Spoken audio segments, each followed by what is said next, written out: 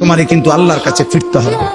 সুস্থ থাকো আর অসুস্থ হও, সুখে থাকো আর দুঃখে থাকো, আনন্দ থাকো আর বেদনায় থাকো, অসুস্থ থাকো আর সুস্থ থাকো, তিন বেলা ঠিক মতো খাও কিংবা না খাও, প্রতি মুহূর্তেই একথা মনে রেখো, তোমাকে কবরে যেতেই হবে, তোমাকে ফিরতেই হবে, ফিরতেই হবে। আমি আল্লাহর কাছে ওয়া ইলাইহি তুহশারুন ওয়া ইলাইহি তুরজাউন ওয়া ইলাইহিল মাসির, ইলাইয়াল মাসির, ইলাল্লাহি মারজিউকুম জামিআ ওয়া আন্নাকুম ইলাইনা লা তুরজাউন। এই আয়াতগুলোর অর্থ এক, ফিরতে হবে, ফিরতে হবে, ফিরতে হবে। বান্দা আমার কাছে আসতে হবে, আসতে হবে।